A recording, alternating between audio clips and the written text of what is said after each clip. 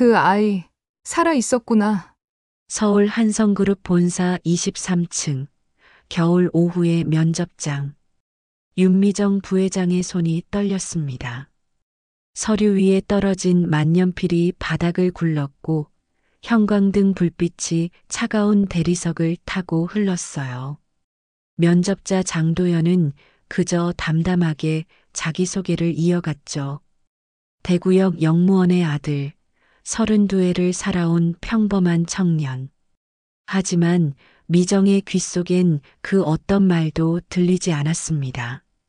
34년 전 눈 내리던 플랫폼, 떠나보낸 남자의 얼굴, 그리고 한 번도 안아보지 못한 채 보내야 했던 아이. 모든 게 한순간에 쏟아져 내렸어요. 유리창 너머로 멀리 기차역이 보였고 희미하게 기적 소리가 들려왔습니다. 남쪽으로 가는 기차, 돌아오지 못한 약속. 그리고 지금 자신의 앞에 앉아 있는 이 청년. 사연 시작 전 구독, 좋아요를 눌러주세요. 작은 손길 하나가 큰 힘이 됩니다. 오늘의 감동 사연 지금 시작합니다. 그 아이 살아 있었구나. 미정의 속삭임이 면접장 공기를 얼려버렸어요. 그녀의 손끝이 서류 위에서 미세하게 떨렸습니다. 브로치를 쥔 손가락 끝이 하얗게 질려 있었죠. 유리창 너머로 겨울비가 흐릿하게 흘러내렸고 복도에선 누군가의 힐소리가 규칙적으로 울렸습니다. 에스프레소 머신에서 새어나오는 증기 소리가 낮게 깔렸어요. 도연은 면접관들 앞에 앉아 있었습니다. 32살. 철도청 계약직 신분으로 5년째 일하고 있었죠. 양복은 새 것이었지만 어딘가 어색했어요. 소매 끝이 조금 짧았고 넥타이는 매장 직원이 매준 대로 고정되어 있었습니다. 그는 천천히 자기소개를 시작했어요. 저는 대구역 근처에서 자랐습니다. 아버지는 영무원이셨고 저는 그곳에서 기차 소리를 들으며 컸어요. 목소리는 차분했지만 손은 무릎 위에서 꼭 쥐어져 있었어요. 면접장 공기가 무거웠습니다. 다른 면접관들은 업무 경험을 물었죠. 시스템 고장 처리 방식, 야간 근무 경험, 계약 측에서 정규직으로의 전환 계획. 도연은 성실하게 대답했습니다. 하지만 미정만은 달랐어요. 가족은 어떻게 되시나요? 미정의 질문이 떨어졌을 때 도연은 잠깐 멈칫했습니다. 다른 면접관들은 서류를 넘기거나 펜을 돌렸지만 미정의 시선은 도연의 얼굴에 고정되어 있었어요. 그녀의 눈동자가 흔들렸습니다. 종이 끝을 손톱으로 꾹 눌렀고 그 자국이 희미하게 남았죠. 아버지와 단둘이 삽니다. 어머니는 제가 어렸을 때 돌아가셨어요. 도연의 대답은 짧았습니다. 그는 더 말하고 싶지 않았어요. 하지만 미정은 다시 물었죠. 아버지 성함은요? 장기철입니다. 그 순간 미정의 호흡이 멈췄어요. 가슴이 올라갔다가 내려오지 않는 것처럼 보였습니다. 브로치를 만지던 손이 떨어졌고 만년필 하나가 면접대 위에서 구르다 바닥으로 떨어졌어요. 딸랑거리는 소리가 유난히 크게 들렸죠. 도연은 그 펜을 주우려다 멈췄습니다. 바닥에 대리석 표면에 비친 미정의 얼굴이 일그러져 있었어요. 대구역에서 오래 일하셨나요? 미정의 목소리가 갈라졌습니다. 다른 면접관 하나가 이상하다는 듯 그녀를 쳐다봤지만 미정은 눈치채지 못한 척했어요. 도연은 고개를 끄덕였습니다. 네, 30년 넘게요. 지금도 영무원으로 일하십니다. 미정은 입술을 깨물었어요. 손등으로 입가를 가렸고 숨을 한 번 깊게 들이마셨습니다. 그녀의 가슴 위에 달린 브로치가 형광등 불빛에 반짝였죠. MJ. 두 글자가 선명했어요. 도연은 그 브로치를 본 적이 있는 것 같았습니다. 어디선가, 언젠가. 하지만 기억은 흐릿했어요. 혹시 아버지께서 옛날에 누구를 만난 적이 있나요? 특별한 사람을요? 미정의 질문은 이상했습니다. 도연은 눈을 가늘게 떴어요. 왜 이런 걸 묻는 걸까? 업무와 전혀 관계없는 질문이었죠. 불편함이 목까지 올라왔습니다. 하지만 그는 정중하게 대답했어요. 잘 모르겠습니다. 아버지는 말씀이 많지 않으세요. 미정이 고개를 끄덕였습니다. 하지만 그녀의 눈은 여전히 흔들리고 있었어요. 유리창 밖으로 비가 더 세게 내렸습니다. 빗소리가 면접장 안을 채웠고 복도의 힐소리는 점점 멀어졌어요. 어디선가 기차 기적 소리가 들렸습니다. 부산행 KTX였죠. 낮고 긴 소리가 창문을 타고 스며들었어요.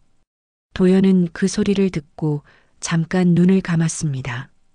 어릴 적 기억이 떠올랐어요. 아버지와 함께 플랫폼에 서 있던 밤, 눈이 내리던 겨울, 아버지는 그를 안고 기차를 바라봤죠. 그때 아버지가 뭐라고 중얼거렸던 것 같았어요. 하지만 뭐였는지 기억나지 않았습니다. 면접 마치겠습니다. 다른 면접관이 말했어요. 도연은 자리에서 일어났습니다. 인사를 하고 돌아서려는데 미정이 그를 불렀죠.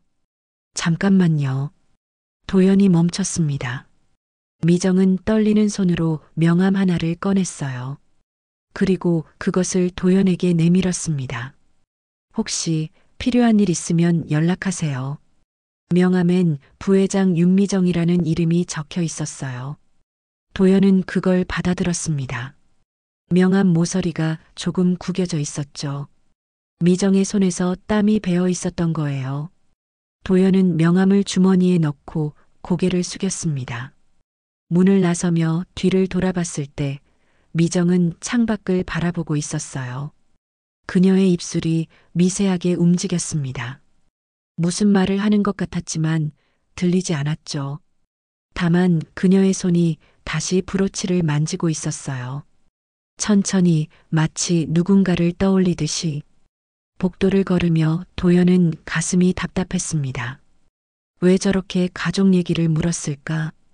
왜 저렇게 떨고 있었을까? 그의 머릿속엔 미정의 눈빛이 계속 맴돌았어요. 슬픔과 놀람이 뒤섞인 그런 눈빛. 엘리베이터 안에서 도연은 명함을 다시 꺼냈습니다. 윤미정. 이름을 읽는데 가슴 한쪽이 이상하게 조여왔어요. 왜 이런 느낌이 드는 걸까? 그는 명함을 다시 주머니에 넣고 눈을 감았습니다. 한편 면접장에 홀로 남은 미정은 책상에 손을 짚고 있었어요. 다리에 힘이 풀렸습니다. 가슴이 터질 것처럼 뛰었죠. 그녀는 천천히 브로치를 풀었어요. 뒷면에 새겨진 글씨를 손끝으로 쓸어내렸습니다. 12월 10일. 그날의 약속. 기철 씨. 그녀의 입술에서 이름이 새어나왔어요. 목소리는 떨렸고 눈가가 뜨거워졌습니다. 창밖으론 비가 계속 내렸고 멀리서 다시 기차 기적이 울렸죠. 남행열차의 전주가 희미하게 들려왔어요. 라디오에서 흘러나오는 것처럼. 미정은 손으로 얼굴을 가렸습니다. 눈물이 손가락 사이로 흘러내렸어요. 그리고 그녀는 속삭였죠. 그 아이 정말 살아있었구나. 면접장의 불빛이 깜빡였습니다. 유리창엔 빗물이 타고 내렸고 철로가 희미하게 보였어요. 플랫폼 위를 지나가는 기차의 불빛. 그 빛이 미정의 눈동자에 반사되었습니다. 그녀는 천천히 자리에서 일어났어요. 브로치를 다시 가슴에 달고 서류를 정리했습니다. 하지만 손은 계속 떨렸죠. 면접 평가서에 점수를 적으려다 멈췄어요. 장도현. 그 이름 아래 펜 끝을 대고 한참을 그대로 있었습니다. 밖에선 누군가 복도를 지나갔어요. 발소리가 점점 멀어졌고 에스프레소 머신의 증기 소리만 남았습니다. 미정은 눈을 감았어요. 그리고 30년 전 그날 밤을 떠올렸죠. 눈 내리던 대구역. 플랫폼 끝에서 기다리던 기철의 뒷모습. 그녀가 가지 못했던 그 기차. 미안해. 그녀의 입술이 움직였어요. 하지만 아무도 듣지 못했습니다. 서울행이 또 연착됐습니다. 확성기에서 흘러나온 안내방송이 대합실을 채웠어요. 1990년 12월 8일 밤 8시. 대구역은 눈발과 추위로 가득했습니다. 매표소 유리창엔 하얀 서리가 피어올랐고 석탄난로 주변에 사람들이 옹기종기 모여 있었죠. 라디오에선 남행열차가 흘러나왔어요. 지직거리는 잡음 사이로 애절한 멜로디가 퍼졌습니다. 기철은 플랫폼에서 눈을 쓸고 있었어요. 29살. 영무원 제복을 입은 지 3년째였죠. 낡은 빗자루를 들고 계단 위에 눈을 밀어냈습니다. 손끝이 시렸지만 장갑을 낄 수 없었어요. 승객들을 안내하려면 손이 자유로워야 했으니까요. 그는 입김을 호흡 불며 손을 비볐습니다. 손목 시계가 희미하게 빛났어요. 아버지께 물려받은 시계였죠. 초침이 째깍거리며 돌아갔습니다. 저기요, 서울행은 언제쯤 출발하나요? 뒤에서 목소리가 들렸어요. 기철이 돌아봤습니다. 코트를 입은 여자가 서 있었죠. 26살쯤 되어 보였어요. 가방을 두 손으로 꼭 안고 있었고 발을 동동 구르고 있었습니다. 입술이 파랗게 질려 있었어요. 1시간 더 걸릴 것 같습니다. 폭설 때문에요. 기철의 대답에 여자가 한숨을 쉬었어요. 미정이었죠. 서울대학을 다니다 방학을 맞아 대구 친척집에 들렀다가 돌아가는 길이었습니다. 하지만 기차는 계속 지연됐고 밤은 깊어갔어요. 그녀는 가방에서 손목 시계를 꺼내 확인했습니다. 은색 시계에 MJ 이니셜이 새겨져 있었죠. 아버지가 성인식 때 선물한 것이었어요. 안으로 들어가서 기다리세요. 여기는 너무 춥습니다. 기철이 말했어요. 미정은 고개를 끄덕이며 대합실로 들어갔습니다. 난로 근처 벤치에 앉았지만 자리가 꽉 차서 구석으로 밀려났죠. 그녀는 코트 깃을 여미고 가방을 무릎에 올렸어요. 배가 고팠습니다.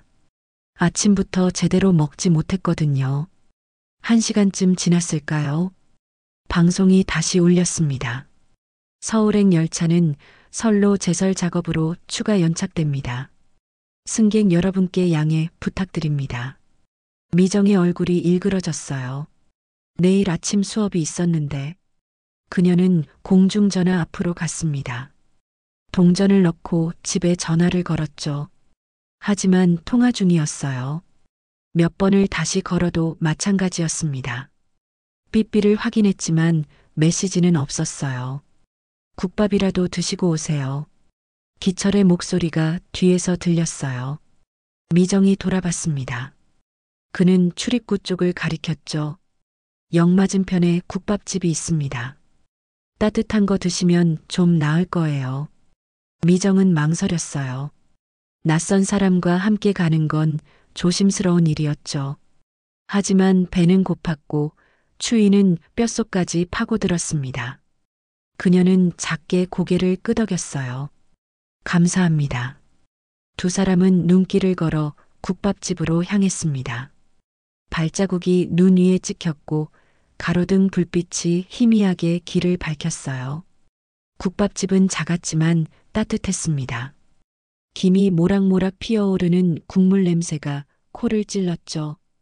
두 사람은 구석 자리에 앉았어요. 뭐 드실래요? 기철이 물었습니다. 미정은 메뉴판을 보다 말했어요. 순대국 주세요. 주인 아주머니가 국밥 2그릇을 가져왔어요. 뜨거운 김이 얼굴을 간지렸습니다. 미정은 숟가락을 들고 국물을 한 입 떴어요.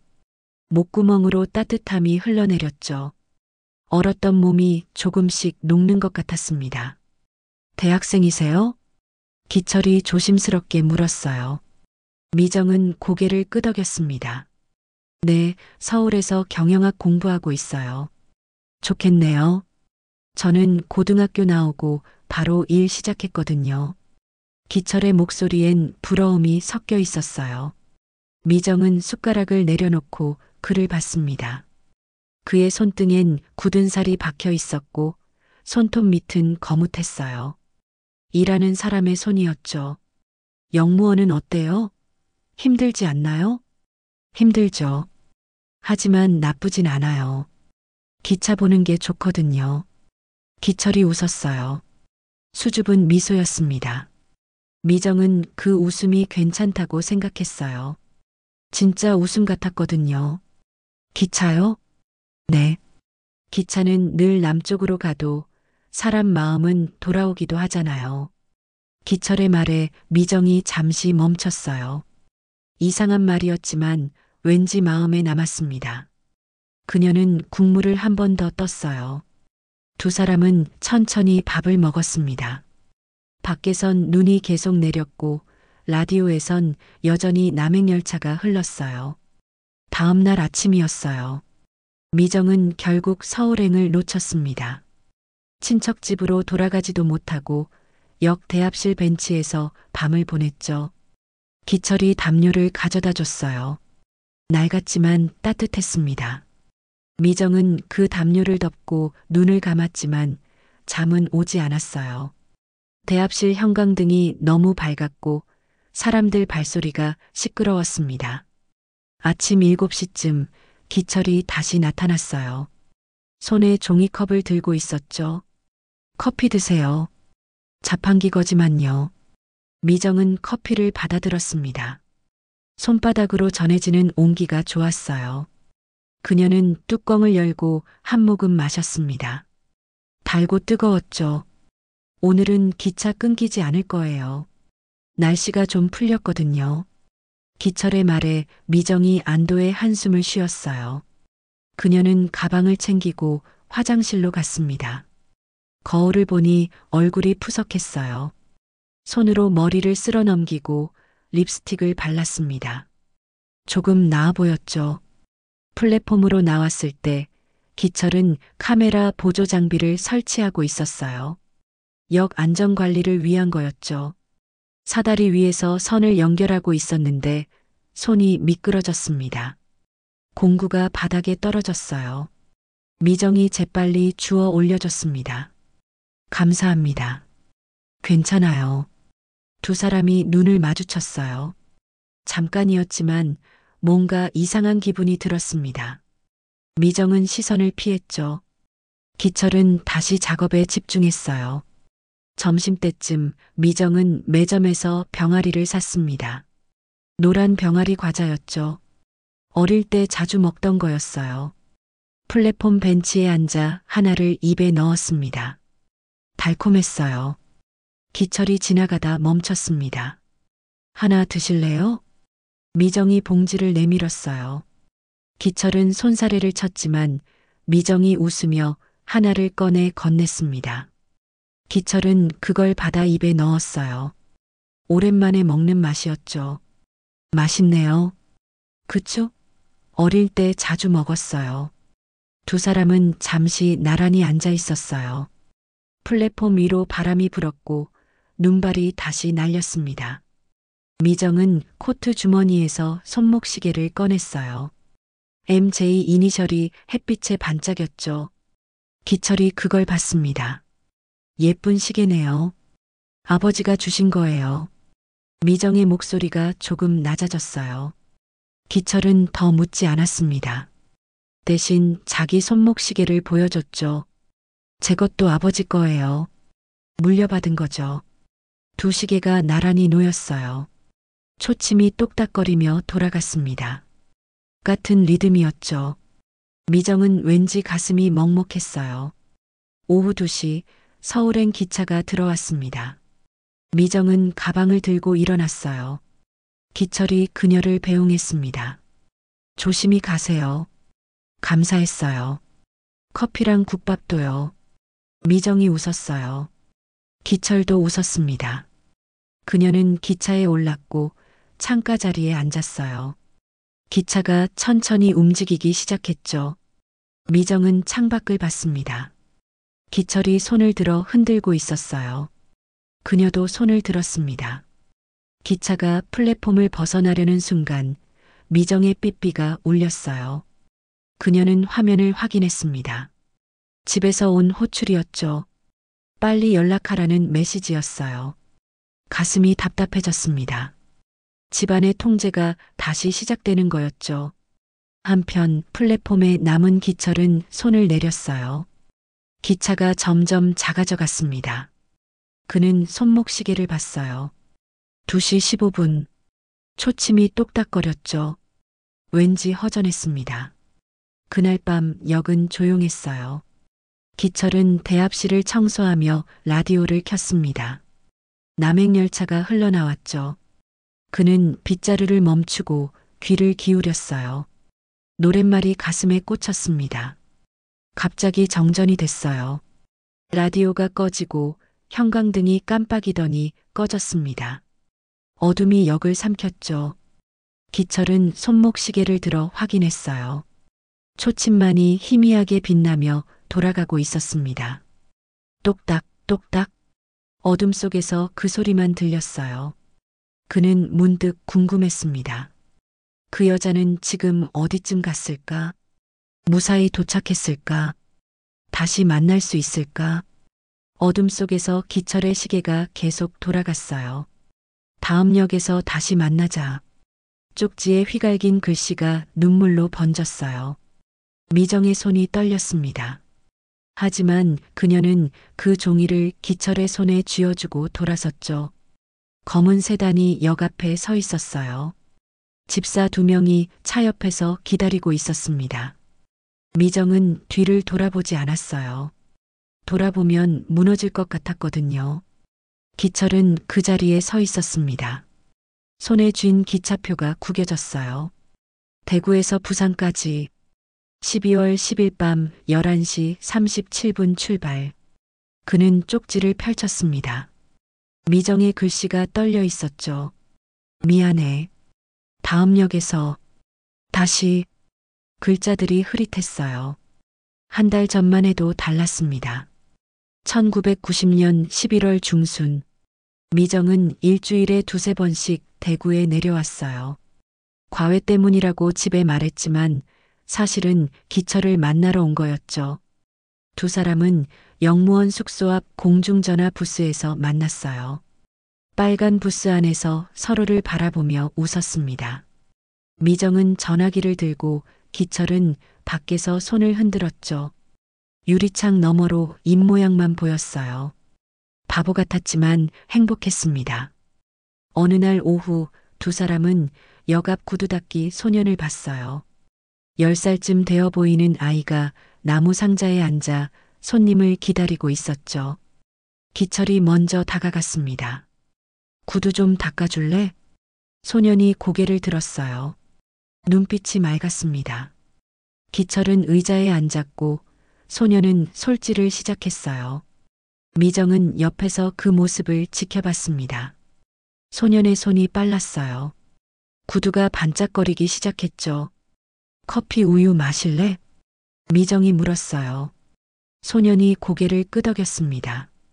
그녀는 근처 슈퍼에서 커피 우유 3개를 사왔어요. 세 사람은 역 앞 벤치에 앉아 우유를 마셨습니다. 달콤한 맛이 입안에 퍼졌죠. 소년이 웃었어요. 기철과 미정도 웃었습니다. 사진 찍을까요? 미정이 가방에서 폴라로이드 카메라를 꺼냈어요. 기철이 놀란 표정을 지었죠. 그런 거 있었어요? 오늘 가져왔어요. 우리 모습 남기고 싶어서요. 미정은 소년에게 카메라를 건넸습니다. 소년이 서툴게 셔터를 눌렀어요. 플래시가 터졌고 사진이 스르륵 나왔죠. 두 사람은 그 사진이 서서히 나타나는 걸 지켜봤어요. 흑백이었습니다. 기철과 미정이 나란히 서 있었고 뒤로 역사가 보였어요. 첫 사진이었죠.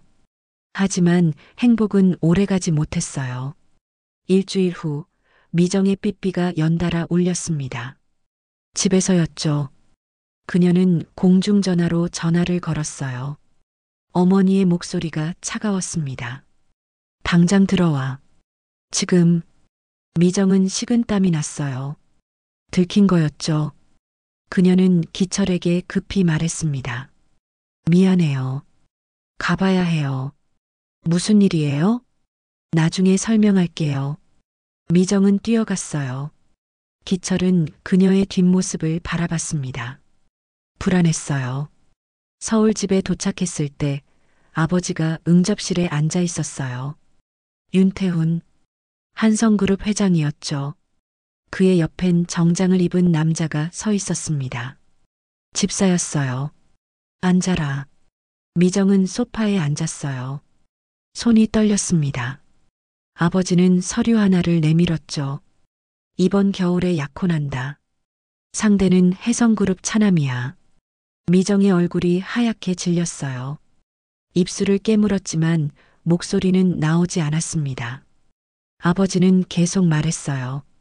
내가 누굴 만나는지 다 알고 있어. 영무원이라던데. 그만 만나라. 아버지. 거역하면 그 사람 인사상 불이익 줄 거야. 조용히 정리해. 미정은 고개를 숙였어요. 눈물이 떨어질 것 같았지만 참았습니다.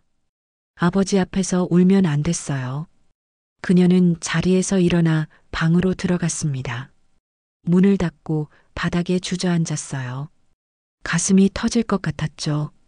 며칠 후 기철은 작은 상자를 들고 역 앞에서 미정을 기다렸어요. 밤 9시였습니다.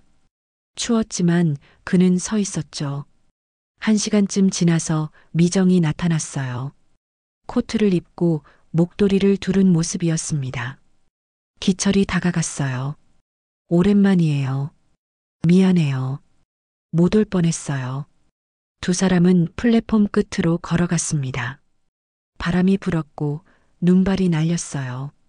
기철은 상자를 꺼냈습니다. 이거 받아주세요. 미정이 상자를 열었어요. 손목시계였습니다. 값싼 거였지만 깨끗했어요. 뒷면에 뭔가 새겨져 있었죠. 12월 10일. 미정이 손가락으로 그 숫자를 쓸었습니다. 이게 뭐예요? 그날 제가 기다릴게요. 남행열차 타고 부산까지요. 같이 가요. 기철의 목소리가 떨렸어요. 미정은 시계를 꽉 쥐었습니다. 눈물이 났지만 웃으려 했어요. 갈 수 있을까요? 갈 수 있어요. 우리. 두 사람은 손을 잡았어요. 찬바람이 불었지만 손은 따뜻했습니다. 하지만 12월 10일 약속은 지켜지지 못했어요. 미정은 역 뒷문으로 왔지만 집사들이 뒤따라왔죠. 그들은 그녀를 붙잡았어요. 미정은 버둥거렸지만 소용없었습니다. 차에 태워졌고 창문 너머로 기철이 보였어요. 그는 플랫폼에 서 있었습니다. 손에 기차표를 쥐고요. 미정은 쪽지를 창밖으로 던졌어요. 바람에 날려 기철의 발 앞에 떨어졌죠. 차가 출발했습니다. 미정은 뒤를 돌아봤어요. 기철이 점점 작아졌습니다. 기철은 쪽지를 주었어요. 손이 떨렸습니다. 기차는 11시 37분에 출발했죠. 그는 플랫폼에 그대로 섰어요. 기차가 떠나는 소리가 들렸습니다. 그는 움직이지 않았어요. 바람이 불었어요. 명함 한 장이 날아와 그의 발 앞에 떨어졌습니다. 윤태훈, 한성그룹 회장. 뒷면에 메모가 적혀 있었죠. 상견례 준비하시죠. 기철은 명함을 집어 구겼어요. 손에 힘이 들어갔습니다. 하지만 분노보다 다른 감정이 올라왔어요. 지켜야 한다. 그녀를. 언젠가. 기철은 손목시계를 봤습니다. 초침이 돌아가고 있었어요. 똑딱, 똑딱. 멈추지 않았죠.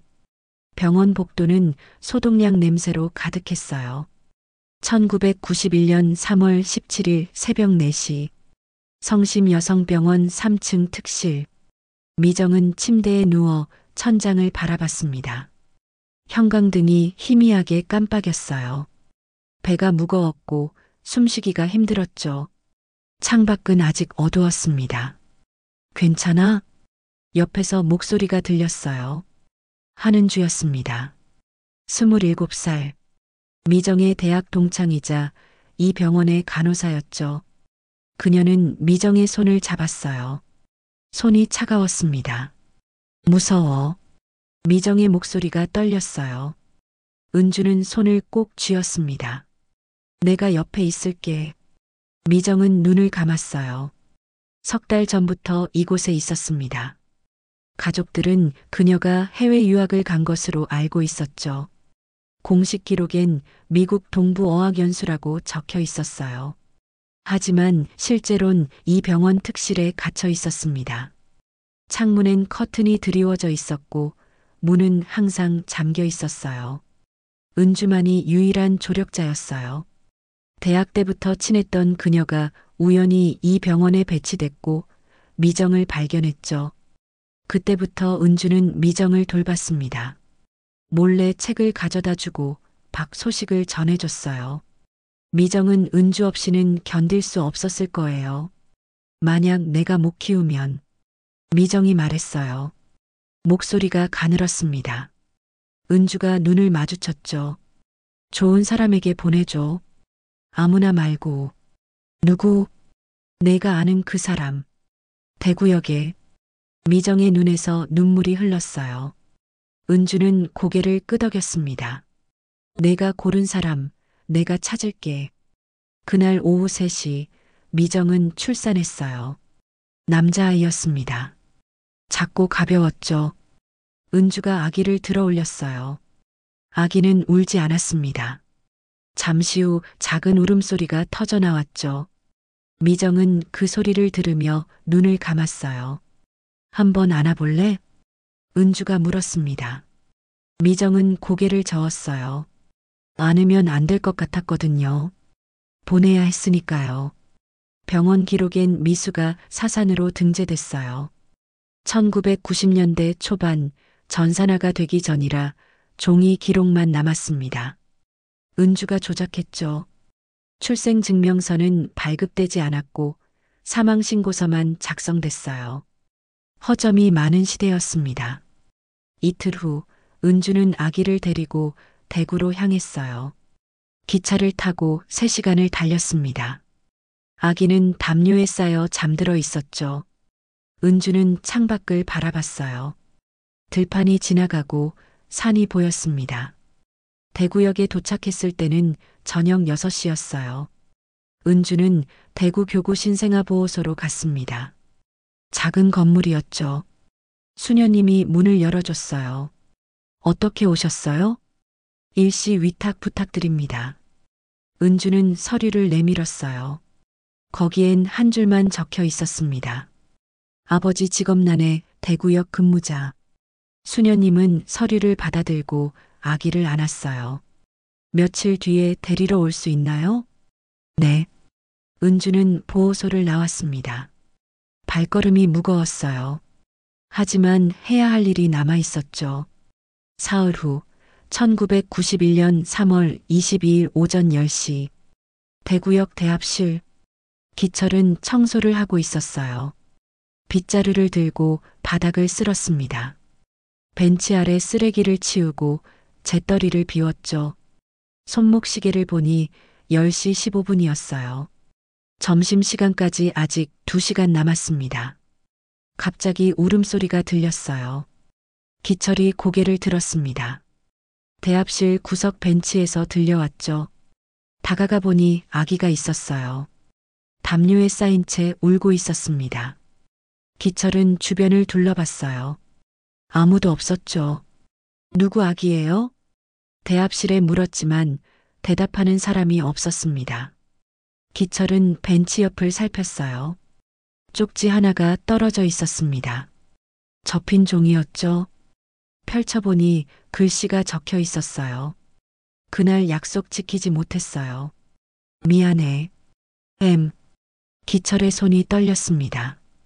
M. 미정의 이니셜이었어요. 그는 아기를 내려다봤습니다. 아기는 울음을 멈추고 눈을 뜨고 있었죠. 작고 까만 눈이었어요. 기철은 아기를 안아 올렸습니다. 가벼웠어요. 따뜻했죠. 가슴이 뛰었습니다. 이 아이가 미정이. 그는 입술을 깨물었어요. 역장에게 신고했습니다. 유실물 처리 규정에 따라 경찰에 연락했고 보호소로 연결됐어요. 신생아 보호소에서 담당자가 왔습니다. 기철은 상황을 설명했죠. 입양 의사 있으세요? 담당자가 물었어요. 기철은 잠시 망설이다 고개를 끄덕였습니다. 있습니다. 하지만 절차가 복잡했어요. 미혼 남성 입양은 당시 거의 불가능했습니다. 기철은 동료 김수진에게 부탁했어요. 결혼한 지 5년 된 동료였죠. 아이가 없었습니다. 내가 키울게요. 서류만 좀 도와주세요. 수진은 놀랐지만 기철의 간절함을 보고 동의했어요. 그녀의 명의로 입양 서류가 처리됐습니다. 한 달 후 절차가 완료됐죠. 기철은 아기를 데리고 집으로 돌아왔어요. 작은 방이었습니다. 침대 하나, 책상 하나. 아기 침대를 장만했죠. 밤마다 분유를 타고 기저귀를 갈았어요. 힘들었지만 행복했습니다. 이름을 지었어요. 도현, 한자로 다시 이어진 인연이라는 뜻이었죠. 기철은 아기를 안고 창밖을 바라봤습니다. 기차 소리가 들렸어요. 남행열차가 지나가고 있었죠. 도연아? 기철이 속삭였어요. 아기가 눈을 떴습니다. 기철은 웃었어요. 손목시계를 벗어 아기 옆에 놓았습니다. 째깍거리는 소리가 방을 채웠죠. 그날부터 기철은 누구에게도 과거를 말하지 않았어요. 도연의 엄마가 누군지, 어떻게 만났는지 침묵했습니다. 그게 미정을 지키는 방법이라고 생각했죠. 한편 신생아 보호소 원장실. 수녀님은 서랍을 열었어요. 봉투 하나를 꺼냈습니다. 거기엔 미정의 편지와 사진이 들어 있었죠. 은주가 맡긴 거였어요. 수녀님은 봉투를 다시 서랍 깊숙이 넣었습니다. 자물쇠를 채우고 열쇠를 품에 넣었어요. 이건 언젠가 돌아올 거야. 그녀가 혼잣말로 중얼거렸습니다. 창밖으로 기차가 지나갔어요. 기적 소리가 멀리서 울렸죠. 수녀님은 십자가를 쥐고 기도했습니다. 그 아이가 행복하기를, 그리고 언젠가 진실이 밝혀지기를. 확성기에서 남행열차가 흘러나왔어요. 2024년 11월 아침 7시. 대구역 대합실은 출근길 사람들로 붐볐습니다. 구내식당에서 칼국수 끓는 냄새가 났고 김이 창문을 타고 올라갔어요. 누군가 신문을 넘기는 바스락거리는 소리, 자판기에 동전 넣는 소리가 들렸죠. 도연은 야간 근무를 마치고 휴게실에서 나왔습니다. 32살. 철도청 계약직 5년째였어요. 어젯밤엔 선로 점검이 있었습니다. 새벽 3시까지 일했죠. 피곤했지만 집에 가기 전에 해야 할 게 있었어요. 도연은 가방에서 공무원 시험책을 꺼냈습니다. 휴게실 책상에 앉아 펼쳤죠. 행정법 총론. 밑줄 그어진 페이지들이 많았어요. 1시간쯤 공부하고 나서 도연은 역 안을 걸었습니다. 대합실 벤치에 할머니 한 분이 앉아 계셨어요. 80대쯤 되어 보였습니다. 짐이 많았죠. 할머니, 어디 가세요? 부산 가야 하는데 표가 어떻게 되는지 모르겠네. 도연은 할머니를 매표소까지 모셨어요. 표를 끊어드리고 플랫폼까지 짐을 들어드렸습니다. 할머니가 손을 잡았어요. 고맙다, 아가. 천천히 가세요. 도연은 웃었습니다. 할머니가 기차에 오르는 걸 지켜봤어요. 창밖으로 손을 흔드셨죠. 도연도 손을 들었습니다. 역 밖으로 나오니 노숙자 한 분이 계단에 앉아 계셨어요. 추운 날이었습니다. 도연은 주머니에서 휴대용 핫팩을 꺼냈어요. 편의점에서 산 거였죠. 이거 쓰세요. 노숙자가 고개를 들었어요. 도연은 핫팩을 건넸습니다. 노숙자가 받아들고 고개를 숙였죠. 고맙습니다. 도연은 집으로 걸어갔어요. 역에서 10분 거리였습니다. 작은 빌라 2층이었죠. 현관문을 열고 들어서니 아버지가 부엌에 계셨어요. 왔냐? 기철이었습니다. 62. 여전히 영무원으로 일하고 있었어요. 오늘은 오후 근무였죠. 그는 냄비에 칼국수를 끓이고 있었습니다. 김이 모락모락 올라왔어요. 씻고 나와. 도연은 샤워를 했어요. 뜨거운 물이 어깨를 적셨습니다. 피곤이 조금 풀리는 것 같았죠. 수건으로 머리를 닦으며 거실로 나왔어요. 식탁에 칼국수가 놓여 있었습니다. 먹어. 기철이 맞은편에 앉았어요. 도연은 숟가락을 들었습니다. 국물이 뜨거웠죠. 호흡으로 한 입 떴어요. 맛있었습니다. 기철은 반찬을 더 꺼내 놓았어요. 김치, 깍두기. 말은 없었지만 챙겼죠. 아버지, 면접 봤어요. 도연이 말했어요. 기철이 고개를 들었습니다. 어디? 서울. 한성그룹이요. 기철의 손이 잠깐 멈췄어요. 숟가락을 내려놓았습니다.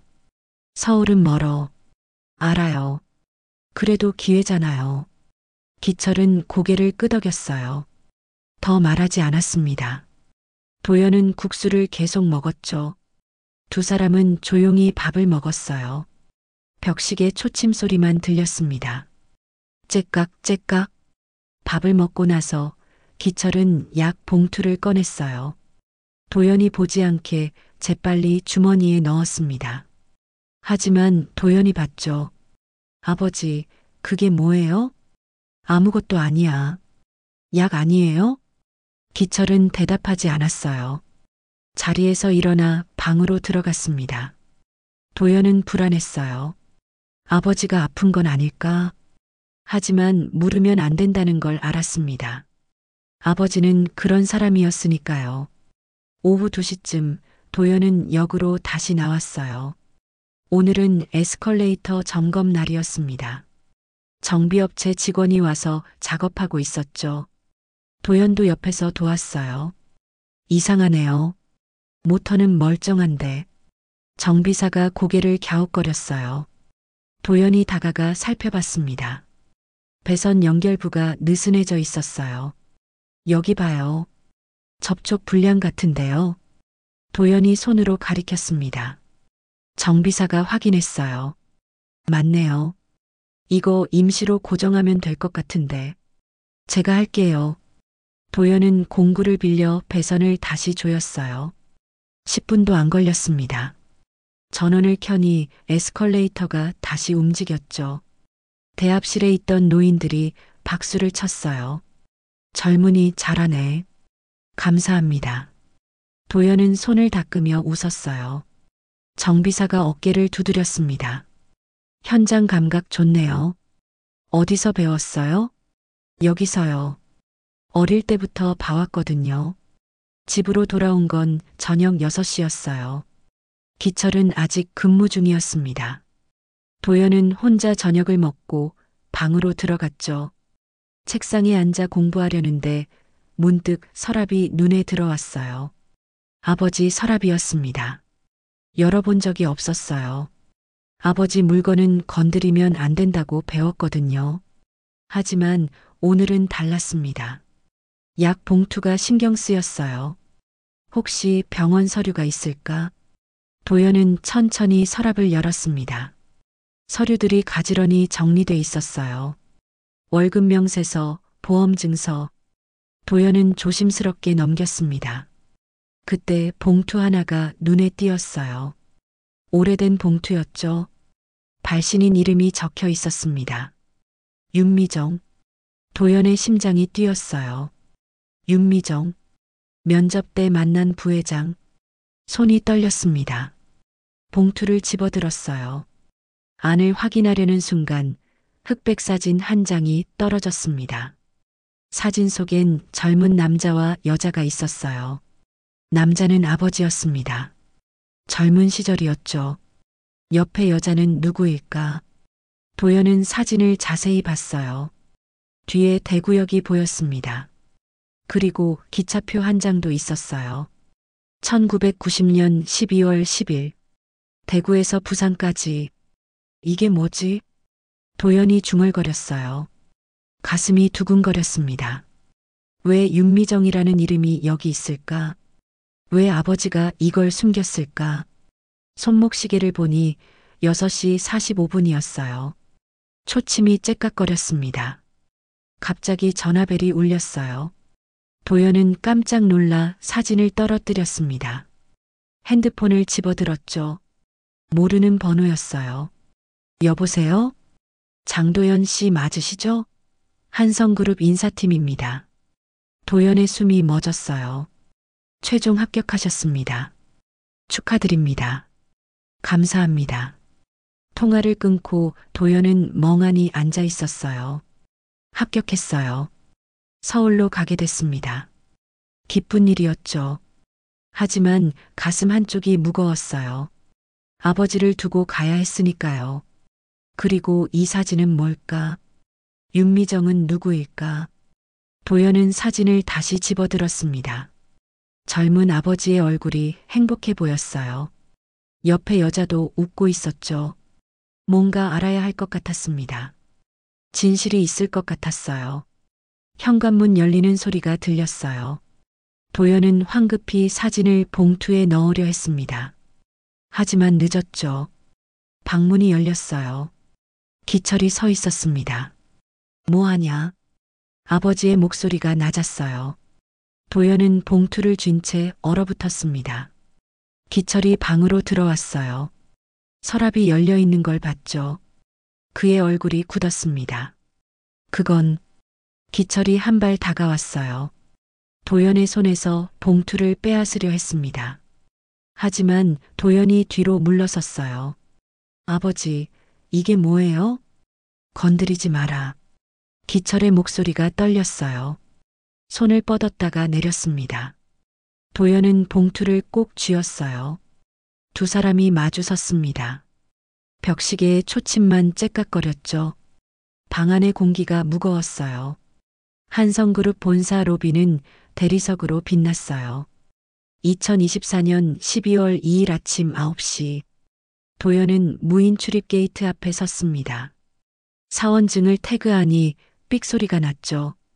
게이트가 열렸어요. 천장의 고급 조명이 바닥에 반사됐습니다. 신발 밑창이 미끄러웠어요. 도연은 조심스럽게 걸었습니다. 엘리베이터를 타고 12층으로 올라갔어요. 물류관리팀이었습니다. 사무실 문을 열자 책상들이 줄지어 있었죠. 직원들이 모니터를 보고 있었어요.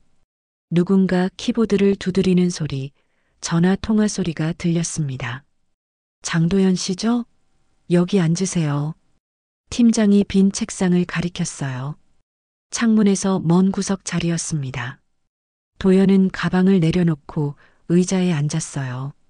컴퓨터를 켰습니다. 로그인 화면이 떴죠. 옆자리 직원이 인사했어요. 한소라였습니다. 30살쯤 되어 보였죠. 안녕하세요. 저는 한소라예요. 궁금한 거 있으면 물어보세요. 감사합니다. 도연은 웃었어요. 소라가 친절해 보였습니다. 하지만 다른 직원들은 달랐어요. 멀리서 힐끗거리며 쳐다봤죠. 점심시간에 식당으로 가는데 같은 팀 직원 셋이 앞서 걸어갔습니다. 도연이 따라가려 하자 그들은 빠르게 걸었어요. 일부러 거리를 둔 거였죠. 신경 쓰지 마요. 소라가 옆에서 말했어요. 다들 명문대 나왔거든요. 계약직 출신은 처음이라 그래요. 도연은 고개를 끄덕였습니다. 이해했어요. 하지만 가슴 한쪽이 답답했죠. 입사 3일째 되던 날이었어요. 새벽 3시 도연은 야간 당직을 서고 있었습니다. 물류 시스템을 모니터링하는 업무였죠. 화면엔 전국 물류센터의 실시간 현황이 떴어요. 갑자기 경고 메시지가 나타났습니다. 부산 물류센터 야간 배치 오류. 도연은 로그를 확인했어요. 서버가 자정에 자동 업데이트되면서 인력 배치 데이터가 꼬인 거였습니다. 새벽 물류가 마비될 수 있었어요. 도연은 즉시 시스템 팀에 연락했죠. 서버 리부트 타이밍을 조정해야 할 것 같습니다. 야간 물류 시간대를 피해서요. 그럼 언제로 하죠? 오전 10시에서 11시 사이가 좋을 것 같아요. 물동량이 제일 적거든요. 시스템 팀이 조치를 취했어요. 1시간 만에 문제가 해결됐습니다. 도연은 보고서를 작성해 팀장에게 제출했죠. 다음 날 아침 팀장이 도연을 불렀어요. 어제 잘했어요. 큰 사고를 막았어요. 감사합니다. 현장 경험이 있어서 그런지 감이 좋네요. 도연은 고개를 숙였습니다. 칭찬이었지만 복잡했어요. 인정받는 건 좋았지만 여전히 벽이 있었으니까요. 점심시간에 소라와 식당에 갔어요. 테이블에 앉아 밥을 먹는데 소라가 말했습니다. 도망치는 것도 용기야. 도연이 고개를 들었어요. 여기 힘들면 그만둬도 돼요. 아무도 뭐라 안 해요. 저는 버티고 싶어요. 소라가 웃었어요. 그럼 버텨봐요. 내가 버티면 변화가 올지도 몰라. 도연은 국을 한 숟가락 떴습니다. 따뜻했어요. 오후에 로비를 지나가는데 벽에 걸린 사진들이 눈에 들어왔어요. 한성그룹의 역사를 담은 홍보 사진들이었죠. 도연은 걸음을 멈췄습니다. 한 사진 앞에 서서 자세히 봤어요. 1990년대 초반 사진이었습니다. 젊은 여자가 기차 앞에 서 있었어요. 광고 촬영인 것 같았죠. 그녀의 가슴에 브로치가 달려 있었습니다.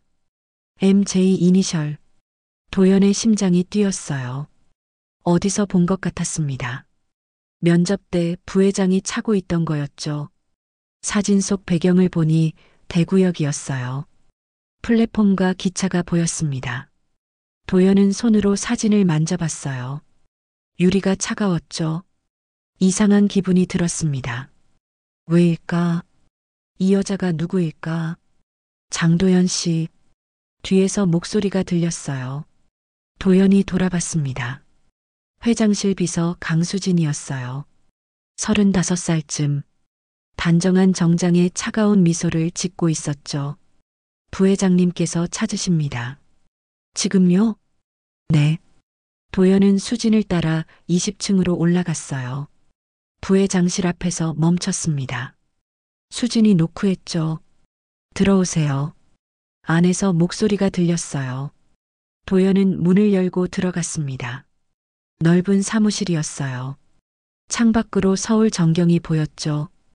윤미정이 책상 앞에 앉아 있었습니다. 앉아요. 미정이 말했어요. 도연은 소파에 앉았습니다. 미정은 서류를 보다가 고개를 들었죠. 어떤가요? 회사 생활. 배울 게 많습니다. 그래요. 미정은 펜을 내려놓았어요. 손목 시계를 만졌습니다. 도연이 그 시계를 봤어요. 은색이었죠. MJ 이니셜이 새겨져 있었습니다. 고향은 대구지? 미정의 질문이 갑작스러웠어요. 도연은 고개를 끄덕였습니다. 네. 대구역 근처에서 자랐다고 했죠? 맞습니다. 미정의 손이 떨렸어요. 시계를 매만지는 손가락이 하얗게 질렸습니다. 그녀는 창밖을 봤어요. 한참 동안 말이 없었죠. 도연은 기다렸습니다. 뭔가 이상했어요. 아버지는 건강하세요? 네, 괜찮으십니다. 미정이 눈을 감았어요. 숨을 천천히 들이마셨습니다. 다음 주에 부산 출장 가요. 준비하세요. 알겠습니다. 도연은 자리에서 일어났어요. 인사하고 나왔습니다. 복도를 걸으며 손목 시계를 봤어요. 4시 20분. 초침이 째깍거렸습니다. 왜 부회장은 자꾸 고향을 물을까? 왜 아버지를 물을까? 사무실로 돌아오니 전화가 와 있었어요. 인사팀에서였습니다. 도연은 전화를 걸었죠. 장도연 씨, 가족관계 서류 다시 제출해 주실 수 있나요? 왜요? 확인 절차예요. 주민등록 등본이랑 가족관계 증명서요. 이미 냈는데요. 추가 확인이 필요해서요. 통화를 끊고 도연은 불안했어요. 왜 가족관계를 다시 확인할까? 누가 캐묻는 걸까? 내부에 누군가 자기 신상에 관심을 두고 있는 게 분명했습니다. 퇴근 시간이었어요. 도연은 엘리베이터를 탔습니다. 문이 닫히려는데 누군가 뛰어왔어요. 윤미정이었습니다. 도연은 열린 버튼을 눌렀죠. 미정이 들어왔어요. 감사해요. 두 사람만 엘리베이터 안에 있었어요. 문이 닫혔습니다. 층수 표시가 내려가기 시작했죠. 19, 18, 17. 미정은 거울에 비친 자신을 봤어요. 손으로 브로치를 만졌습니다. 도연은 옆에 서서 앞을 봤어요. 갑자기 엘리베이터가 멈췄어요. 15층과 14층 사이였습니다. 비상등이 켜졌죠. 도연이 버튼을 눌렀지만 반응이 없었어요. 고장인가 봐요. 도연이 말했습니다. 미정은 대답하지 않았어요. 그녀는 도연을 봤습니다. 오랫동안. 도연이 돌아봤죠. 두 사람의 눈이 마주쳤어요. 대구요? 미정이 속삭였어요. 목소리가 떨렸습니다. 안 본 지 오래네. 도연의 가슴이 쿵 내려앉았어요. 무슨 말인지 알 수 없었지만 뭔가 중요한 게 시작되는 것 같았습니다. 미정의 눈에서 눈물이 고였어요. 하지만 참았죠. 딱 소리가 났어요. 엘리베이터가 다시 움직이기 시작했습니다. 문이 열렸어요. 10층이었죠. 미정이 먼저 나갔습니다. 뒤돌아보지 않았어요. 도연은 그 자리에 서 있었습니다. 손목시계에 초침만 째깍거렸죠. 정근 발령서가 책상 위에 놓였어요. 2024년 12월 16일 오전 10시. 도연은 종이를 집어들었습니다. 부산지사 물류팀. 사유라는 비어 있었어요. 결제 서명란에 이름 하나. 윤미정. 도연의 손이 떨렸습니다. 왜죠? 팀장이 고개를 저었어요. 나도 몰라요. 위에서 내려온 거예요. 도연은 입술을 깨물었어요. 배신감이 올라왔습니다. 엘리베이터에서 나눴던 대화, 그 눈빛. 결국 이렇게 떠미는 거였어요. 도연은 자리로 돌아와 짐을 쌌습니다. 개인 물건이 많지 않았어요. 사진 한 장, 머그컵, 노트 몇 권. 소라가 다가왔죠. 부산이래요? 네. 왜 갑자기? 도연은 대답하지 않았어요. 소라는 그의 어깨를 두드렸습니다. 연락해요. 내가 찾아갈게요. 이틀 후 도연은 부산행 KTX에 올랐어요. 오후 2시 출발이었습니다. 창가 자리에 앉아 유리창을 봤죠. 서울역이 멀어졌어요. 기차는 남쪽으로 달렸습니다. 대전을 지나고 대구를 지났어요. 플랫폼이 스쳐 지나갔습니다. 상인들이 손님을 부르는 모습이 보였죠. 도연은 손목시계를 봤어요. 오후 4시 15분. 초침이 째깍거렸습니다. 콧김이 유리창에 서렸어요. 도연은 손으로 닦았습니다. 겨울 하늘이 흐렸죠. 부산역에 도착한 건 5시였어요. 플랫폼에 내려서니 바닷바람이 불었습니다. 차가웠어요. 월세방은 역에서 15분 거리였어요. 2층 작은 방이었습니다. 아주머니가 문을 열어줬죠. 여기에요. 좁지만 깨끗해요. 감사합니다. 방은 5평쯤 됐어요. 침대, 책상, 옷장. 창문 너머로 부전시장이 보였습니다. 도연은 짐을 풀었어요. 손목시계를 책상 위에 놓았죠. 초침이 똑딱거렸습니다. 저녁엔 시장을 걸었어요.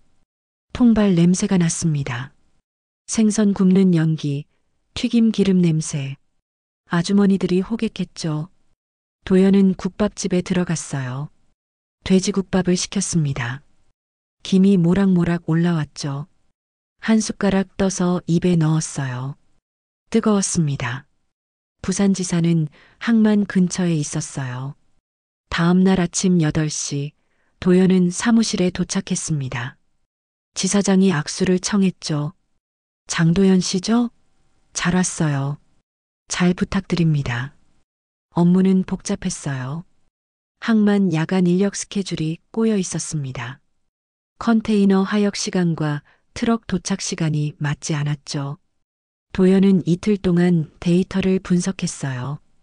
도표를 다시 그렸습니다. 야간 인력을 3시간 앞당기고 트럭 대기열을 2개로 나눴죠. 일주일 만에 문제가 해결됐어요. 잘했어요.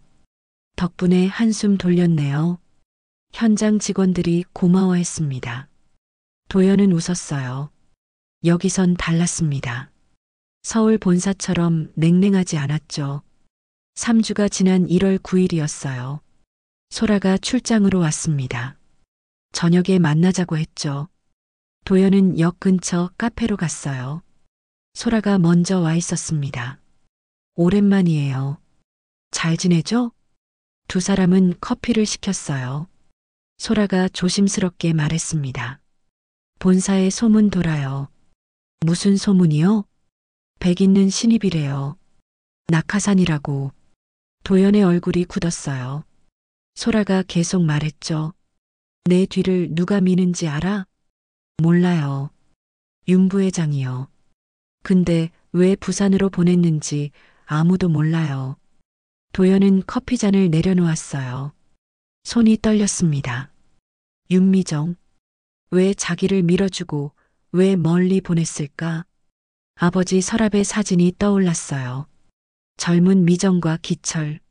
뭔가 찾아봐야 할 것 같아요. 도연이 말했습니다. 소라가 고개를 끄덕였죠. 어디서? 회사 아카이브요. 혹시 옛날 자료 있을 거예요. 다음 날 두 사람은 지사 자료실로 갔어요. 오래된 영상 테이프들이 쌓여 있었습니다. 창립 기념, 광고 촬영, 행사 기록. 도연은 하나씩 확인했어요.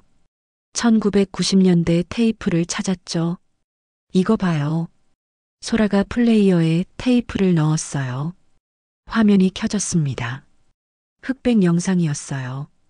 한성그룹 남행열차 광고. 젊은 여자가 기차 앞에 서 있었습니다. 윤미정이었어요. 도연의 심장이 뛰었어요. 화면 속 미정이 웃고 있었습니다. 배경은 대구역이었죠. 플랫폼, 기차, 승객들. 미정이 걸어가며 말했어요. 남쪽으로 가는 기차. 하지만 마음은 언제나 돌아옵니다. 카메라가 플랫폼을 훑었어요. 그때 유리창에 비친 그림자가 보였습니다. 남자의 실루엣. 영무원 제복을 입고 있었죠. 도연은 숨을 멈췄어요. 그 뒷모습. 아버지였어요. 젊은 기철이었습니다. 저 사람. 도연이 중얼거렸어요. 소라가 영상을 멈췄습니다. 화면을 자세히 봤죠. 누구예요? 우리 아버지 같아요. 영상이 다시 흘렀어요. 미정이 카메라를 향해 웃었습니다. 그리고 마지막 대사를 했죠. 기철 씨, 나 꼭 돌아올게. 화면이 정지됐어요. 도연의 얼굴이 하얗게 질렸습니다. 기철 씨, 아버지 이름. 돌아올게. 무슨 뜻일까? 소라가 도연을 봤어요. 이게 무슨 일이에요? 도연은 손목시계를 만졌습니다. 초침이 째깍거렸죠. 가슴이 두근거렸어요. 아버지와 윤미정. 서랍 속 사진. 1990년 12월 10일 기차표. 모든 게 연결되고 있었습니다. 도연은 입을 열었어요. 제가 누군지 알아야 할 것 같아요. 소라가 그의 손을 잡았습니다. 도연은 다시 화면을 봤어요. 정지된 미정의 얼굴. 그 눈빛이 자신을 보는 것 같았죠. 34년 전 그날 무슨 일이 있었던 걸까? 왜 아버지는 말하지 않았을까? 왜 미정은 자신을 밀어주고 멀리 보냈을까? 도연은 자리에서 일어났어요. 대구로 가야 했습니다. 아버지에게 물어봐야 했죠. 손목시계를 보니 오후 4시였어요. 초침이 빠르게 돌아갔습니다. 시간이 없었어요. 전화벨이 새벽 4시에 울렸어요. 도연은 잠에서 깼습니다. 화면엔 대구역 동료의 이름이 떠 있었죠. 도연아, 기철 형님이 쓰러지셨어. 심장이 쿵 내려앉았어요. 도연은 옷을 주워 입고 밖으로 뛰쳐나갔습니다. 부산에서 대구까지 택시를 잡아 타고 고속도로를 달렸어요. 창밖은 아직 어두웠습니다. 손목시계를 봤어요. 4시 20분. 초침이 빠르게 돌아갔죠. 대구 대병원 응급실에 도착한 건 6시였어요. 복도엔 소독약 냄새가 가득했습니다. 도연은 간호사에게 물었죠. 장기철 환자 어디 계세요? 사무실이에요. 문을 열고 들어갔어요. 기철이 침대에 누워 있었습니다. 산소 마스크를 쓰고 있었고 모니터가 삑삑거렸어요. 심박수, 혈압, 산소 포화도, 숫자들이 깜빡였습니다. 도연은 아버지 옆에 앉았어요. 손을 잡았죠. 차가웠습니다. 아버지. 기철이 눈을 뜨지 못했어요. 의사가 들어왔습니다. 40대 남자였죠. 보호자시죠? 네. 신부전이 급격히 악화됐어요. 투석으로는 한계가 있습니다. 이식이 필요해요. 도연의 입술이 말랐어요. 혈액형이랑 조직적합 검사부터 하시죠. 가족이 공여자일 가능성이 큽니다. 지금 할 수 있나요? 네. 도연은 체열실로 갔어요. 간호사가 주사 바늘을 꽂았습니다. 피가 튜브로 빨려 들어갔죠. 빨간색이었어요. 도연은 천장을 봤습니다. 형광등이 희미하게 깜빡였어요. 검사 결과가 나온 건 4시간 후였어요. 의사가 말했습니다. 적합합니다. 공여 가능해요. 도연은 고개를 끄덕였어요. 두려웠지만 망설이지 않았습니다. 제가 하겠습니다. 수술 위험도 설명드려야 해요. 괜찮아요. 아버지 살릴 수 있다면요. 의사가 도연의 어깨를 두드렸어요. 도연은 병실로 돌아갔습니다. 기철은 여전히 눈을 감고 있었죠. 손목시계를 벗어 침대 옆 탁자에 놓았어요. 초침이 째깍거렸습니다. 오후 2시쯤 병실 문이 열렸어요. 여자 한 명이 들어왔습니다. 마스크를 쓰고 모자를 눌러 쓴 모습이었죠. 하지만 도연은 알아봤어요. 윤미정이었습니다. 미정은 문턱에서 멈췄어요. 기철을 봤습니다. 손이 떨렸죠. 도연이 일어섰어요. 부회장님. 미정이 고개를 돌렸어요. 마스크 너머로 눈빛만 보였습니다. 그 눈에 눈물이 고였어요. 어떻게 오셨어요? 소식 들었어요.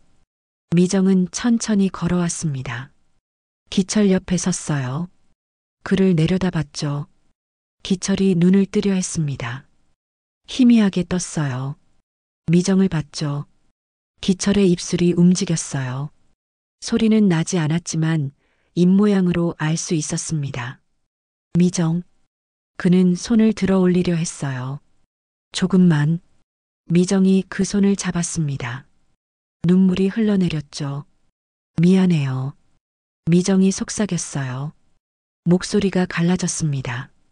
기철은 고개를 천천히 저었어요. 미안할 것 없다는 듯이. 도연은 그 모습을 지켜봤습니다. 뭔가 알 수 없는 감정이 밀려왔어요. 간호사가 들어왔어요. 수간호사였습니다. 50대 중반쯤 되어 보였죠. 그녀가 미정을 보더니 눈을 크게 떴어요. 미정 씨?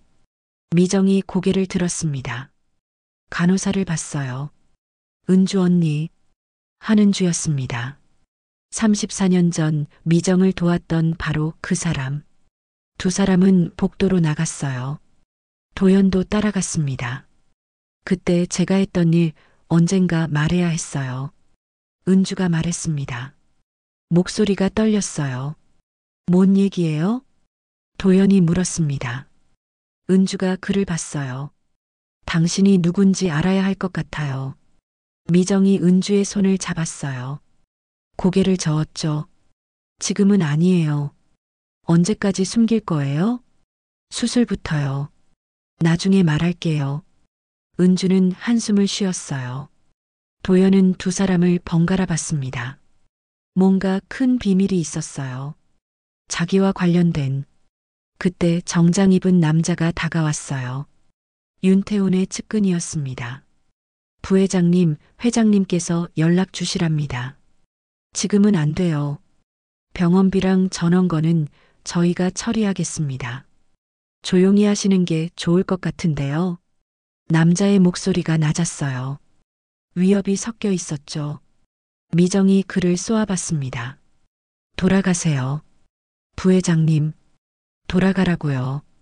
남자는 더 말하지 않고 돌아섰어요. 복도를 걸어 나갔습니다. 미정은 손등으로 눈가를 닦았어요. 다음 날 아침이었어요. 도연은 공여 동의서를 받았습니다. 종이를 펼쳐 읽었어요. 수술 위험 합병증, 회복 기간. 모든 걸 이해했다는 서명란이 있었죠. 도연은 펜을 들었습니다. 망설이지 않고 이름을 썼어요. 장도현. 병실로 돌아갔어요. 기철이 깨어 있었습니다. 산소 마스크를 벗은 상태였죠. 도연이 다가가 손을 잡았어요. 아버지, 이번엔 제가 모실게요. 기철이 눈을 감았어요. 눈물이 흘러내렸습니다. 도연은 손등으로 아버지의 눈물을 닦았어요. 침대 옆 탁자에 놓인 손목시계가 째깍거렸습니다. 창밖으로 해가 지고 있었어요. 주황빛이 병실을 물들였습니다. 간호사가 라디오를 켰죠. 남행열차가 흘러나왔어요. 2절이었습니다. 돌아와요, 그대여. 노래가 병실을 채웠어요. 미정이 복도에서 서 있었습니다. 그 노래를 듣고 손이 떨렸죠. 벽에 기대 눈을 감았어요. 34년 전 그날 밤, 플랫폼에서 떠나던 순간, 기철의 뒷모습, 모든 게 떠올랐습니다. 수술 동의서는 간호사실 책상 위에 놓여 있었어요. 도연의 이름이 선명하게 찍혀 있었죠. 라디오에서 남행열차가 계속 흘렀습니다. 미정은 복도 끝 창문을 봤어요. 멀리 기차역이 보였습니다. 기적 소리가 희미하게 들렸죠. 그녀는 주머니에서 손목시계를 꺼냈어요. MJ 이니셜이 새겨진 시계. 뒷면에 12월 10일을 손가락으로 쓸었습니다. 초침이 돌아가고 있었어요. 멈추지 않고 시간은 흘렀고 이제 돌아올 때가 된 거였죠. 기사가 터진 건 수술 전날 밤이었어요. 2025년 1월 22일 밤 11시 포털 사이트 메인에 제목이 떴습니다. 한성그룹 부회장 아들 유전자 검사 조작 의혹. 윤태훈이 흘린 거였죠. 도연은 병실에서 핸드폰을 보고 있었어요. 기사를 읽었습니다. 장도연이 가짜 아들일 가능성. 입양 서류 조작설. 회사 내부 출세를 위한 사기극. 댓글들이 달렸어요. 대부분 비난이었죠. 손이 떨렸어요. 도연은 핸드폰을 내려놓고 창밖을 봤습니다. 대구 시내 불빛이 반짝였죠. 가슴이 답답했어요. 이게 뭘까? 왜 이렇게 되는 걸까? 미정도 그 기사를 봤어요. 서울 본사 부회장실이었습니다. 밤 11시 30분. 그녀는 컴퓨터 화면을 끄고 자리에서 일어났어요. 손목시계를 봤습니다. 초침이 돌아가고 있었죠. 결정할 때가 온 거예요. 새벽 6시 한은주가 병원 사무실에 있었어요. 책상 서랍을 열고 봉투를 꺼냈습니다. 34년 전 보관했던 의료 기록이었죠. 미정의 출산 기록, 사산 거짓 보고서, 신생아 위탁 메모. 모든 증거가 있었어요. 은주는 핸드폰을 들었습니다. 미정에게 전화를 걸었죠. 제가 증언할게요. 언니. 그 아이는 사산이 아니었어요. 제가 직접 대구로 데려갔어요. 미정은 눈을 감았어요. 전화기를 꽉 쥐었습니다. 고마워요. 이제 끝내요. 숨지 말아요. 통화를 끊고 미정은 손목시계를 풀었어요. 책상 위에 내려놓았습니다. MJ 이니셜이 빛났죠. 그녀는 비서에게 전화했어요. 기자회견 준비해 주세요. 오늘 오후 2시요. 무슨 회견인가요? 제 아들에 관한 거예요. 오후 2시 한성그룹 본사 대강당이었어요. 기자들이 가득 들어찼습니다. 카메라가 즐비했고 플래시가 터졌죠. 임직원들도 모여 있었어요. 무대 위엔 연단과 마이크가 있었습니다. 미정이 무대에 올랐어요. 검은 정장을 입고 있었습니다. 화장은 하지 않았어요. 맨 얼굴이었죠. 그녀는 연단 앞에 섰습니다. 손목시계를 풀어 마이크 옆에 내려놓았어요.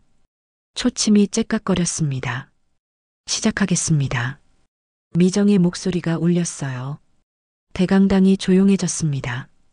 카메라 셔터 소리만 들렸죠. 어제 보도된 기사에 대해 말씀드리겠습니다. 장도연 씨는 제 아들입니다. 강당이 술렁였어요. 기자들이 웅성거렸습니다. 미정은 계속 말했죠. 34년 전 저는 26살이었어요. 대학생이었고 한 남자를 사랑했습니다. 대구역 영무원이었죠. 장기철 씨였어요. 미정의 목소리가 떨렸어요. 하지만 멈추지 않았습니다. 가족의 반대로 헤어졌고 혼자 아이를 낳았어요. 하지만 키울 수 없었습니다. 친구가 아이를 대구로 데려갔고 기철 씨가 입양했어요. 그게 도연이었습니다. 강당이 숨죽였어요. 미정은 눈을 감았습니다. 눈물이 흘렀죠. 34년 동안 숨기고 살았어요. 아들을 버렸다는 죄책감, 사랑을 포기했다는 후회. 하지만 이제 숨지 않겠습니다. 미정은 서류 봉투를 들었어요. 여기 증거가 있어요. 신생아 보호소 기록, 기차역 근무자라는 메모, 제가 쓴 쪽지. 필체 대조도 가능합니다. 봉투를 연단에 내려놓았어요. 카메라들이 클로즈업 했습니다. 도연은 가짜가 아니에요. 제 아들이에요. 저는 부끄러워했고 피했습니다. 하지만 이제 인정해요. 그리고 용서를 구합니다. 미정은 고개를 숙였어요. 강당이 조용했습니다. 몇 초간 침묵이 흘렀죠. 그때 박수 소리가 들렸어요. 한 명이 시작했고 둘, 셋. 임직원들이 일어서며 박수를 쳤습니다. 기자들도 카메라를 내려놓고 박수했어요. 미정은 눈물을 닦았어요. 손목시계를 집어들었습니다. 초침이 돌아가고 있었죠. 시간은 멈추지 않았어요. 같은 시각 대구 대병원 수술실이었어요. 도연이 수술대에 누워 있었습니다. 마취과 의사가 마스크를 씌웠어요. 천천히 숫자 세보세요. 19, 8. 도연의 눈이 감겼어요. 수술실 불빛이 환했습니다. 의사들이 움직였죠. 신장 적출 시작합니다. 집도의가 말했어요. 메스가 피부를 갈랐습니다. 피가 나왔고 거즈로 닦았어요. 모니터가 삑삑거렸습니다. 심박수, 혈압, 산소 포화도. 옆 수술실에선 기철이 준비되고 있었어요. 이식 대기 상태였습니다. 의사들이 대기했죠. 신장 적출 완료. 이송합니다. 간호사가 용기를 들고 뛰었어요. 복도를 지나 옆 수술실로. 문이 열리고 닫혔습니다. 이식 시작합니다. 시간이 흘렀어요. 3시간. 의사들은 말없이 집중했습니다. 집도의의 이마에 땀이 맺혔죠. 간호사가 닦아줬어요. 혈관 문압 완료. 클램프 제거. 피가 흐르기 시작했어요. 이식된 신장이 분홍빛으로 변했습니다. 살아나는 거였죠. 성공입니다. 수술실 방 미정이 복도에 서 있었어요. 기자회견을 마치고 헬기로 날아온 거였습니다. 손으로 입을 막고 있었죠. 은주가 옆에서 손을 잡았어요. 잘 될 거예요. 미정은 고개를 끄덕였어요. 벽시계를 봤습니다. 오후 6시. 초침이 째깍거렸죠. 수술실 문이 열렸어요. 의사가 나왔습니다. 마스크를 벗었죠. 미정이 다가갔어요. 어떻게 됐어요? 의사가 웃었어요. 두 분 모두 성공적이에요. 미정의 다리에서 힘이 빠졌어요. 은주가 부축했습니다. 미정은 손으로 얼굴을 가렸어요. 눈물이 쏟아졌죠. 이제라도 내게 가는 중이야. 그녀가 속삭였어요. 수술실 문 너머로 도연이 회복실로 옮겨지는 게 보였습니다. 침대가 복도를 지나갔어요. 미정은 그 침대를 따라 걸었습니다. 천천히 손목시계를 쥐고요. 회복실 창문 너머로 해가 지고 있었어요. 주황빛이 복도를 물들였습니다. 멀리서 기차 기적 소리가 들렸죠. 남쪽으로 가는 기차. 하지만 이제 돌아오는 마음. 미정은 창밖을 봤어요. 대구역이 보였습니다. 34년 전 그곳에서 시작된 이야기. 이제 끝나가는 거였죠. 아니, 새로 시작되는 거였어요. 수술은 성공했어요. 2025년 2월 5일 기철은 중환자실에서 일반 병실로 옮겨졌습니다. 창밖으로 햇빛이 들어왔죠. 도연은 침대 옆에 앉아 있었어요. 회복 중이었지만 아직 힘들었습니다. 옆구리가 쑤셨죠. 기철이 눈을 떴어요. 도연을 봤습니다. 손을 들어 올리려 했어요. 도연이 그 손을 잡았죠. 아버지. 도연아. 기철의 목소리가 가늘었어요. 하지만 또렷했습니다. 그는 도연을 한참 바라봤어요. 입술이 떨렸죠. 미안하다. 아니에요. 말 못해서. 도연은 고개를 저었어요. 눈물이 났지만 참았습니다. 괜찮아요. 이제 알았으니까요. 기철이 미소를 지었어요. 희미했지만 따뜻했습니다. 그는 천천히 말했죠. 기차는 남쪽으로 가도 마음은 돌아오더라. 도연은 그 말을 가슴에 새겼어요. 손목시계를 봤습니다. 오후 3시. 초침이 째깍거렸죠. 하지만 기철의 회복은 더뎠어요. 합병증이 왔습니다. 폐렴이었죠. 일주일 후 그는 다시 중환자실로 옮겨졌어요. 도연은 밤낮으로 병실을 지켰습니다. 2월 17일 새벽 5시 기철의 호흡이 약해졌어요. 모니터 소리가 느려졌습니다. 도연은 손을 꼭 잡았죠. 미정도 병실에 있었어요. 반대편에서 기철의 손을 잡고 있었습니다. 아버지, 안 돼요. 도연이 속삭였어요. 기철은 눈을 뜨지 못했습니다. 하지만 손에 힘을 주었어요. 조금만. 그리고 천천히 힘이 빠졌죠. 모니터가 길게 울렸어요. 의사가 들어왔습니다. 시간을 확인했죠. 2025년 2월 17일 오전 5시 23분. 사망 확인합니다. 도연은 아버지의 손을 놓지 않았어요. 미정은 눈을 감고 기도했습니다. 창밖으로 해가 떠오르고 있었어요. 장례식은 대구역 근처 장례식장에서 치러졌습니다. 역 동료들이 왔어요. 구내식당 아주머니, 청소 아저씨, 매표소 직원들. 도연이 휴대용 핫팩을 줬던 노숙자도 왔습니다. 국화꽃을 들고요. 조문객들이 줄을 섰어요. 미정도 검은 옷을 입고 조문했습니다. 사람들이 수군거렸죠. 하지만 미정은 신경 쓰지 않았어요. 기철의 영정 앞에 무릎을 꿇었습니다. 한참을 그렇게 있었어요. 장례식장 한쪽에 작은 라디오가 있었어요. 낮은 볼륨으로 남행열차가 흘렀습니다. 도연은 그 노래를 들으며 조문객들에게 인사했어요. 고개를 숙이고 악수하고 감사하다고 말했죠. 장례를 마치고 도연은 아버지 유품을 정리했어요. 손목시계가 있었습니다. 아버지가 늘 차던 거였죠. 도연은 그걸 집어들었어요. 뒷면을 봤습니다. 희미한 각인이 있었어요. 12월 10일. 손가락으로 쓸어봤죠. 도연은 그 시계를 손목에 찼어요. 초침이 돌아가기 시작했습니다. 째깍째깍. 멈추지 않는 시간. 3일 후 도연은 대구역 플랫폼에 있었어요.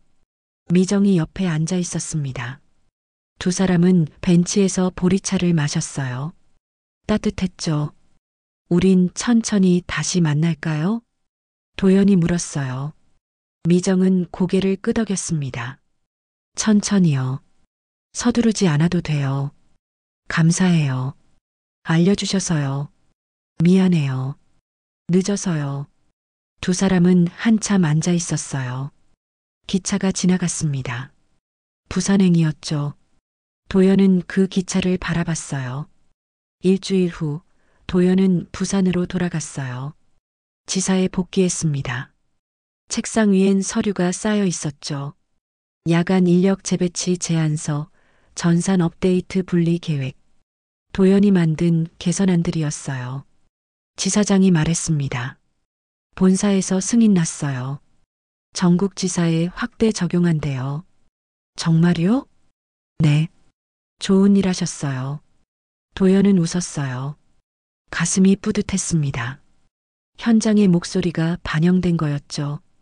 한성그룹 본사에선 변화가 일어나고 있었어요. 미정이 새로운 경영 방침을 발표했습니다. 현장 중심 경영, 계약직 처우 개선, 승진 시스템 개편. 언론은 그녀를 재평가했어요. 직함보다 사람을 선택한 경영자라고. 윤태호는 조용히 물러났어요. 회장직에서 내려와 고문으로 옮겼습니다. 권력은 미정에게 넘어갔죠. 3월 중순이었어요. 도연은 주말에 대구에 갔습니다. 아버지 산소를 찾았죠. 국화꽃을 놓고 절했어요. 손목시계를 만졌습니다. 초침이 돌아가고 있었어요. 아버지, 잘 지내고 있어요. 바람이 불었어요. 나뭇가지가 흔들렸습니다.